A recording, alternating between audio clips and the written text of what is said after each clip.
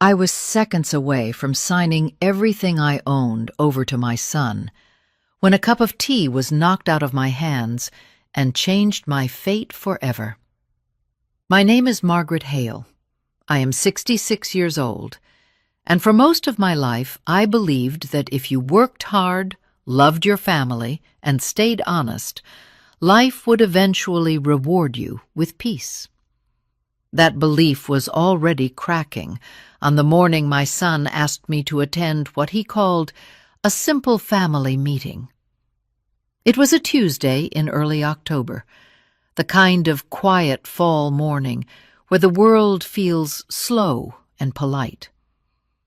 I had built Hale Medical Supply from nothing after my husband passed away 15 years earlier. What started as a small regional distributor had grown into a business worth several $million. I did not build it for prestige. I built it to survive. And later, I built it so my son would never have to struggle the way I once did. Daniel is my only child, 38 years old, intelligent, ambitious, always impatient. He had joined the business 5 years earlier and made it very clear he believed the company should already be his. His wife, Lila, agreed with him on everything. She always did.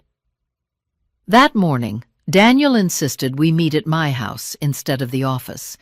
He said it would feel more personal, more comfortable. That should have been my first warning. I woke early, as usual, and followed my routine: shower, medication, breakfast. I sat in the living room reviewing documents Daniel had emailed the night before. They were labeled as preliminary succession papers. Nothing urgent, nothing final. Or so I thought. Lila arrived just after 9. She was dressed impeccably, soft colors, calm smile, hair pulled back like someone who wanted to appear gentle and trustworthy. In her hands was a tray with a teapot and 2 delicate cups. "I made you something special," she said warmly. "A calming herbal blend. It is supposed to support heart health. You have been under so much stress lately." The way she said stress made it sound like a diagnosis rather than concern. Daniel followed her in moments later, briefcase in hand, eyes already scanning the room, as if measuring what would soon belong to him. He kissed my cheek, distant, distracted. "Mom, today is about making sure everything is set up properly. You deserve to rest, to enjoy your life." I smiled, though something tightened in my chest. I had heard that sentence too many times lately. Leela poured the tea herself and handed me the cup. It smelled unfamiliar, slightly bitter beneath the floral notes. She watched me closely as I lifted it. Before I could take more than a sip, Daniel began speaking. He talked about legacy, responsibility, protecting the company from risk. He placed a thick folder on the table between us and slid it toward me. "These are just formalities," he said. "Power of attorney updates, operational control. Temporary. We can revisit everything later." Temporary is a dangerous word when spoken by someone waiting for you to disappear. As I held the cup in my hands, a strange unease settled over me. My heart felt louder, my thoughts slightly slow. I told myself it was nerves, or age, or the unfamiliar tea. Then Elena walked into the room. Elena had been my caregiver for 6 years, quiet, observant, steady in ways that mattered. She carried a stack of folded linens she did not need to carry. As she passed beside me, her elbow struck my hand. The cup tipped. Tea spilled across my lap and onto the floor. Before anyone could react, she leaned close and whispered, barely moving her lips, "Do not drink that. Please, just trust me." And in that moment, I knew this meeting was never about my retirement. It was about my end. The room froze for a fraction of a second after the tea spilled, the silence thick and unnatural, as if everyone was waiting to see who would speak first. Leela reacted immediately. "Elena, what are you doing?" she snapped, her voice sharp enough to cut. "That was a delicate cup. Do you have any idea how careless that was?"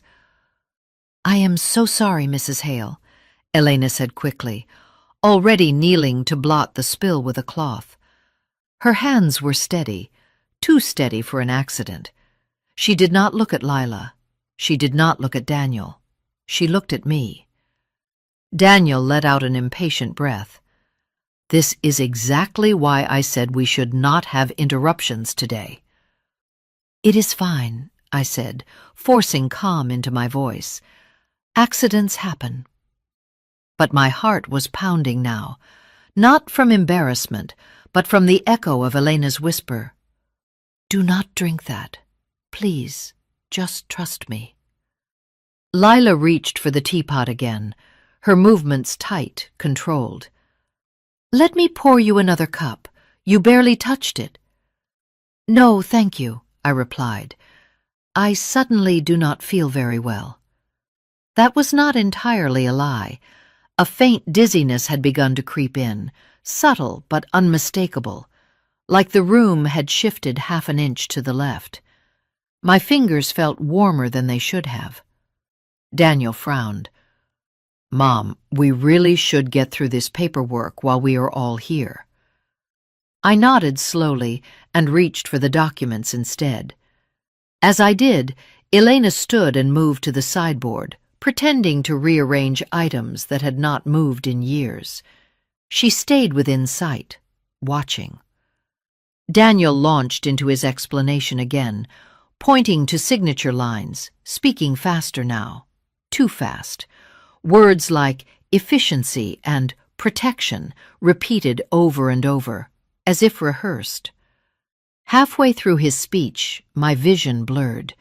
I blinked, once, then twice. The room seemed to tilt, the edges softening. A strange pressure built behind my eyes, and my heartbeat began to race, irregular and loud in my ears. "Margaret," Lila said softly, "are you all right? You look pale." Before I could answer, she lifted her own cup. "I will finish mine then," she said lightly. "It would be a shame to waste it." The cup barely touched her lips when her expression changed. It was subtle at first, a flicker of confusion. Then her hand trembled. "Daniel," she said, her voice suddenly thin. "Something is wrong." She stood abruptly, knocking the chair back. Her face drained of color as she pressed a hand to her chest. The next moments unfolded too quickly and too slowly at the same time. Lila collapsed. Her body hit the floor hard, the sound sharp and final. Her limbs jerked violently, eyes unfocused, mouth struggling to form words that never came. Daniel shouted her name, dropping to his knees beside her, panic flooding his voice. "Call an ambulance," I said, though my own words sounded distant. Elena was already moving, dialing with practiced precision, her face composed but grim. As sirens wailed faintly in the distance, I sat frozen in my chair, staring at the woman convulsing on my living room floor. The tea, the warning, the spill. Understanding hit me with a force that stole my breath. The drink was never meant for her. It was meant for me. And if Elena had not knocked that cup from my hands, I would be the one on the floor, shaking, dying, while my son stood over me, pretending to be afraid. As the paramedics burst through the door, I looked at Daniel. For the first time that morning, he did not look surprised. He looked cornered. And in that moment, I realized something far more terrifying than poison had been served at my table. Betrayal had been planned long before the tea ever touched my lips. The hospital corridor smelled of disinfectant and cold metal, the kind of sterile air that makes every thought sharper and every fear louder. Lila was rushed past us on a gurney, her body still trembling slightly as the paramedics worked to stabilize her. Daniel followed close behind, his face twisted into something that looked like concern. But now that I knew where to look, it felt rehearsed, like a mask put on too late. I was placed in a chair in the waiting area, a blanket draped over my shoulders, even though I was not cold. Elena stood a few steps away, hands folded, eyes lowered. She did not pace. She did not cry. She waited. After nearly an hour, Daniel was called back to speak with the doctor. The moment he disappeared down the hall, Elena moved closer to me. "Mrs. Hale," she said quietly, "we need to talk. Not here." I looked up at her. My head felt clearer now, the dizziness fading, replaced by a heavy certainty that whatever she was about to say would change my life forever. "Tell me," I said. She hesitated only a second. "I should have spoken sooner. I was afraid you would think I was imagining things, or worse, that you would confront them before I could protect you." "Protect me from what?" Elena took a breath, steadying herself. "From being poisoned." The word landed between us, heavy and undeniable. "For months," she continued, "you have felt tired, dizzy, confused. You blamed stress, age. I watched it happen only on certain days, days when Leela handled your drinks or meals." I closed my eyes, memories flooding back. The mornings I could barely finish breakfast. The afternoons when numbers on a page refused to make sense. The nights I fell asleep in my chair without meaning to. "I started keeping notes 3 months ago," Elena said. "Dates, symptoms, who was present, what you consumed." She reached into her bag and pulled out a small, worn notebook. "I did not show anyone, not even my sister. I needed to be sure." My hands trembled as I took it from her. Page after page was filled with careful handwriting. October 3rd, dizziness after tea. Leela prepared it. October 14th, nausea and weakness. Leela arrived early. November 1st, heart palpitations after breakfast smoothie. "This morning," Elena went on, her voice lower now, "I saw her add more than usual. I knew it was different, stronger. I knew if you drank it, you would not survive the day." My throat tightened. "Why did you not go to the police?" "Because I had no proof yet, and because your son warned me." That snapped my eyes open. "Daniel told me to stay out of family matters," Elena said. "He said I was becoming a liability, that I should remember my place." She swallowed hard. "I knew if I accused them too soon, they would destroy the evidence. Or you." The reality settled in slowly, cruel and precise. This was not an impulse. It was a process. A doctor approached then, asking for consent forms, explaining that Lila was stable but critical. Suspected toxic ingestion. Blood tests underway.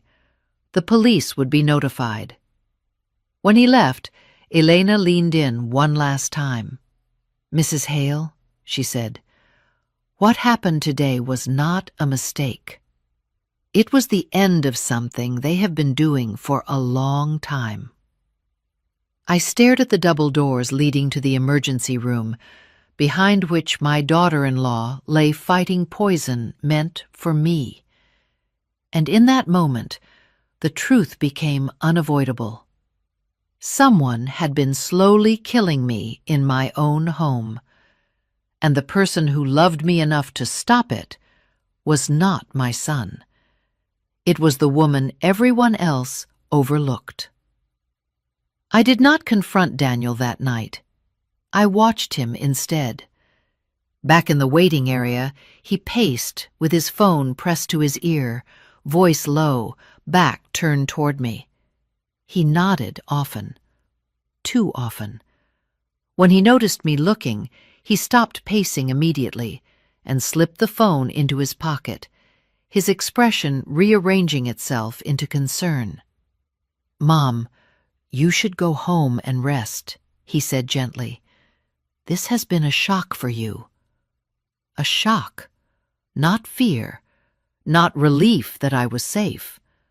A shock, as if what mattered most was the disruption of a plan.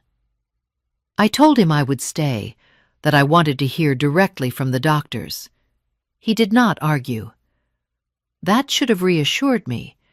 Instead, it confirmed something was wrong. When the police arrived, Daniel was ready. He spoke calmly, clearly. He described the morning as an unfortunate accident. He mentioned Elena's clumsiness. He emphasized Lila's fragile health. He never once mentioned the tea, not until the officer asked directly, "Where did the drink come from?" Daniel answered without hesitation. "Lila made it, for all of us." For all of us. That night, after Daniel finally left the hospital, I did not go home. I checked into a small hotel 2 blocks away and asked Elena to meet me there. I needed privacy and truth. In the dim light of the room, Elena sat across from me, hands folded, posture rigid. "There is more," she said before I could ask. "About your son." My stomach tightened. "He has been asking questions for months," she continued. "About your will, about insurance, about what would happen if you became incapacitated. He asked me once how quickly the company would transfer if something happened to you suddenly." I felt something inside me crack. Not loudly, quietly, like ice giving way under too much weight. I pulled out my phone and opened my banking app. Numbers I had never scrutinized closely before now stared back at me. Small transfers, frequent, carefully spaced, always just below the threshold that would trigger alerts. I checked another account, then another. By the time I set the phone down, my hands were shaking. "He has been moving money," I said. Elena nodded, slowly. "Yes.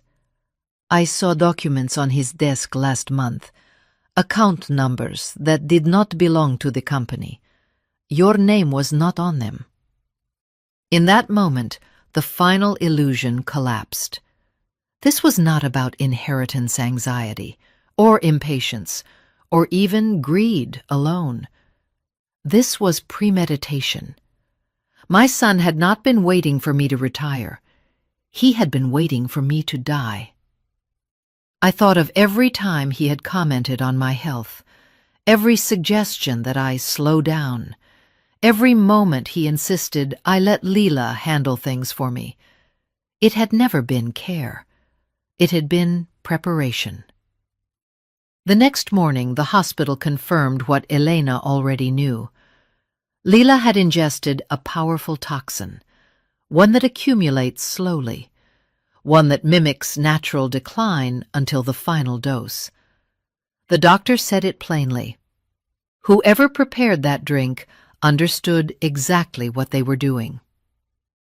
I sat alone after that, staring out the hotel window as the city woke up below me. 66 years of motherhood. 38 years of loving one child with everything I had. And somewhere along the way, without me noticing, my son had stopped seeing me as his mother. I was an obstacle, and he was willing to remove me.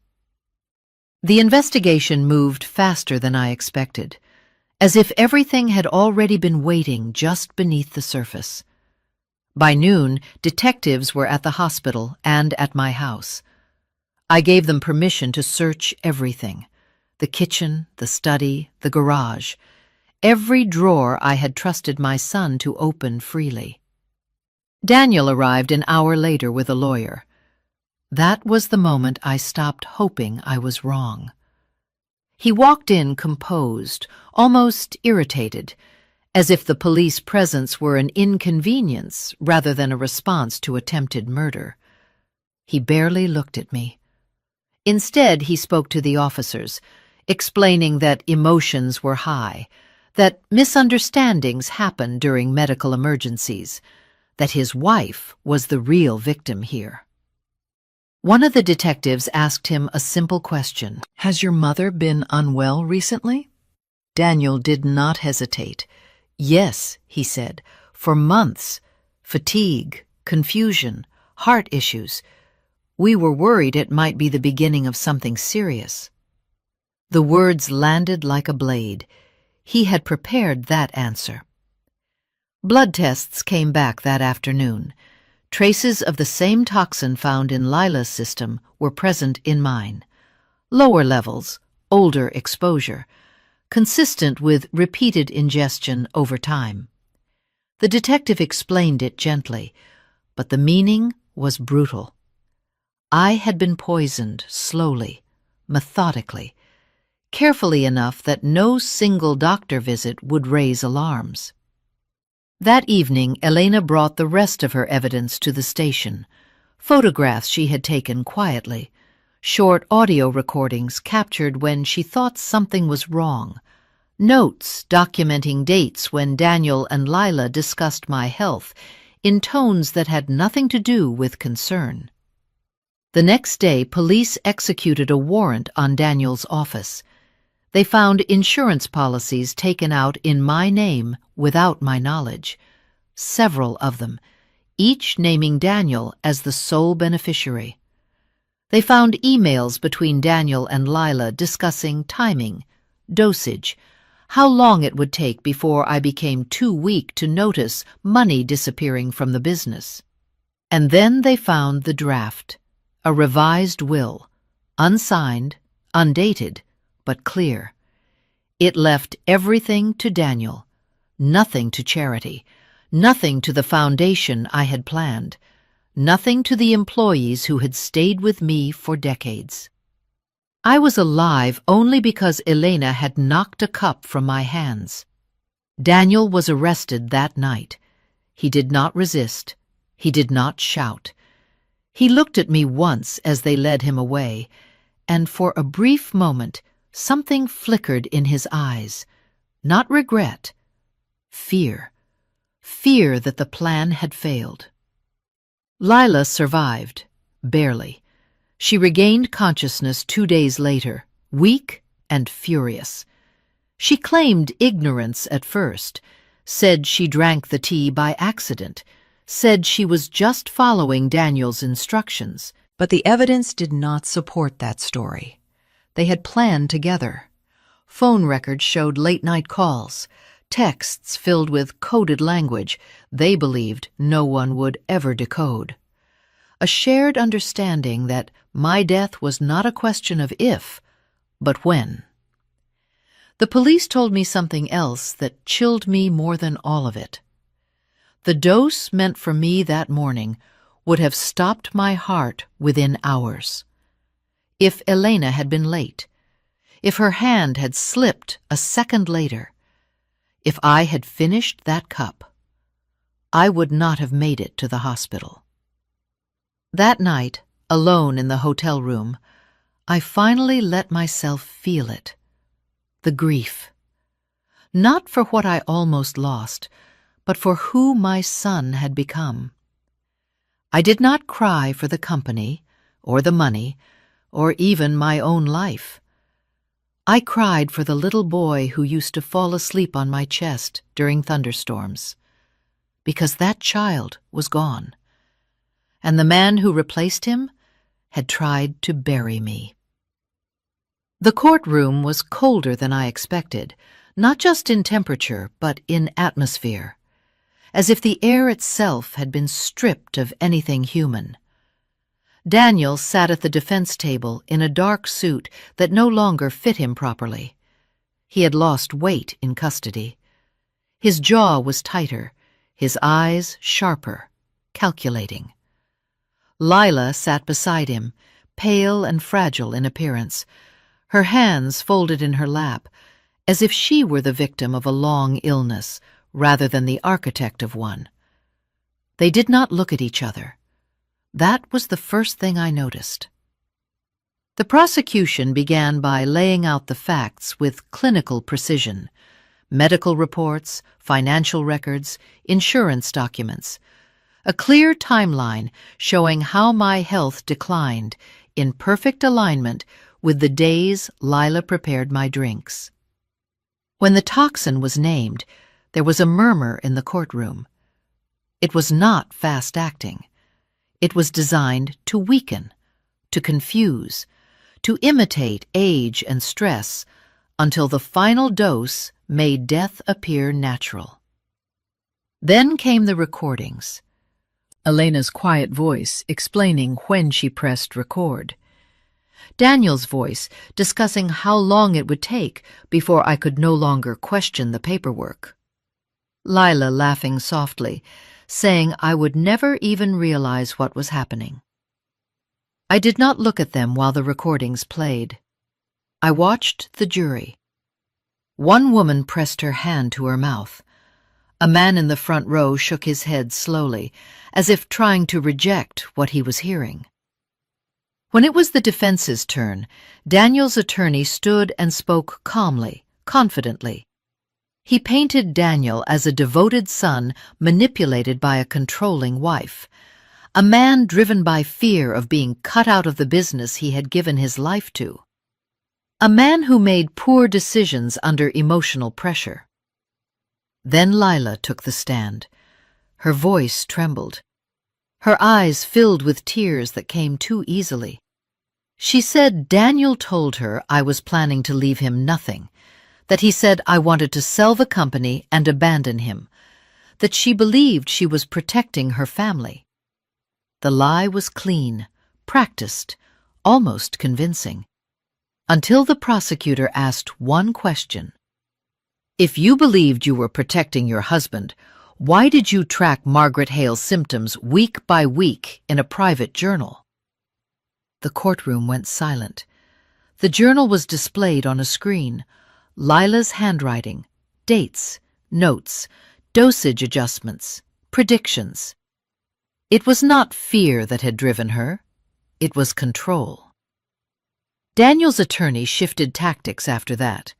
He argued that I had exaggerated, that Elena had influenced me, that perhaps my symptoms were psychosomatic. That was when Elena took the stand. She spoke quietly, clearly, without anger. She described what she saw, what she recorded, why she waited, why she risked everything to stop it. I watched Daniel then. For the first time, he looked unsettled. Because Elena was not emotional. She was precise, and precision destroys lies. By the time closing arguments ended, the courtroom felt heavy with certainty. This was not a misunderstanding. This was not desperation. This was a plan, and everyone in that room knew it, including my son. The verdict did not come quickly. The jury deliberated for 2 full days, and in that time I learned a strange truth about waiting. It is not the fear that hurts the most. It is the silence. The empty hours where your mind replays every moment of your life, searching for the exact point where love turned into entitlement, where trust became a weakness someone decided to exploit. When the bailiff finally announced that a decision had been reached, the courtroom filled again.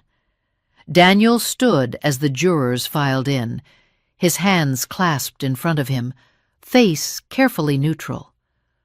Lila stared straight ahead, her jaw rigid, as if refusing to acknowledge the room around her. I did not look at either of them. I watched the foreperson.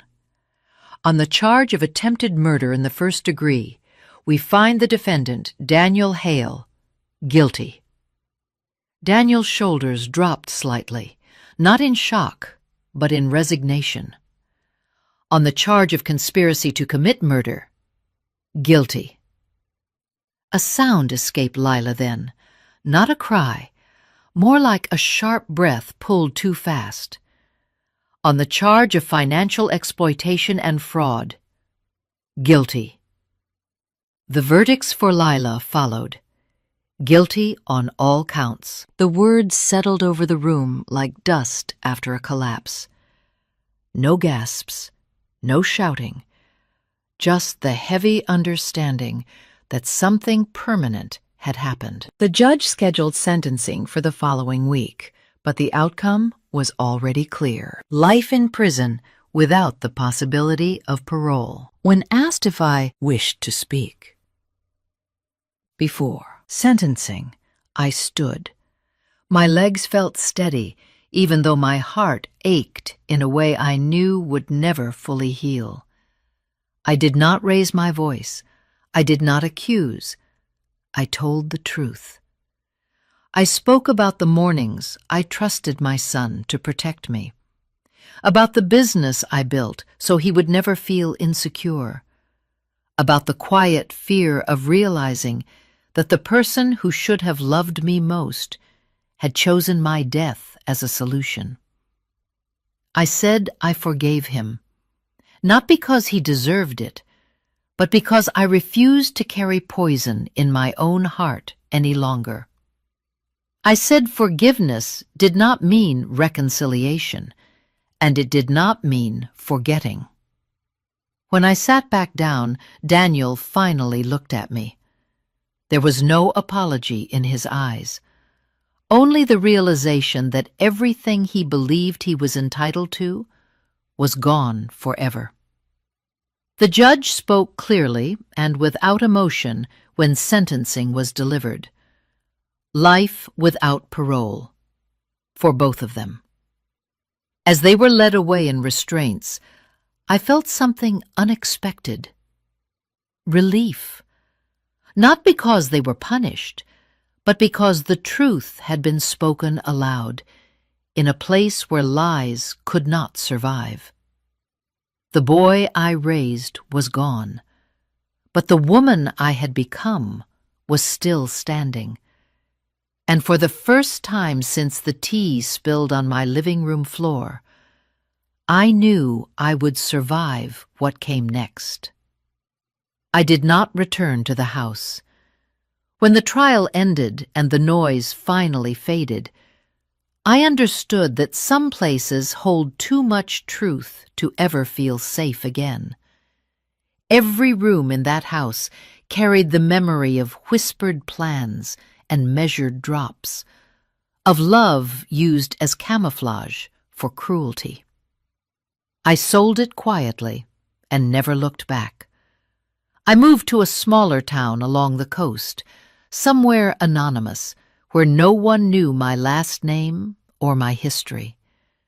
The ocean was close enough to hear at night, steady and indifferent, reminding me that the world continues even after betrayal tries to freeze it in place. Elena came with me, not as an employee, not as a caregiver, as family. In the months that followed, we rebuilt more than my health. We rebuilt purpose. Together we created a foundation to protect older adults from financial and physical abuse, especially when that abuse comes from within their own families. People do not like to believe these stories. They want to think blood guarantees safety. I once believed that too. Letters came from people who recognized pieces of their own lives in my story. Parents whose children controlled their money. Widows who were told they were confused when they asked questions. Elderly men who were isolated by those who claimed to care for them. The silence around their suffering was the most dangerous part. Years passed. I am 73 now. Every morning, Elena and I share tea at the kitchen table. We choose it together. We drink it slowly. Trust is not something we rush anymore. The foundation grew beyond anything I imagined. We helped stop crimes before they became funerals. We taught doctors, bankers, and neighbors how to recognize warning signs, how to listen when something feels wrong, even if the person speaking is considered invisible. Daniel wrote to me from prison in the early years. I returned the letters unopened. Forgiveness gave me peace. Distance gave me safety. Both were necessary. Leela died in custody 4 years after sentencing. I felt nothing when I heard. No anger, no relief. Just the quiet understanding that people who live by poison rarely escape it. Sometimes people ask me what saved my life. They expect me to say luck or instinct or God. But the truth is simpler. I was saved by someone who paid attention. Someone who refused to stay silent when silence would have been easier. I learned that family is not defined by who shares your blood, but by who stands between you and harm when it matters most. The tea that was meant to end my life became the moment my real life began. And if there is one lesson I carry forward, it is this. When someone warns you in a whisper, listen. It may be the bravest voice you ever hear.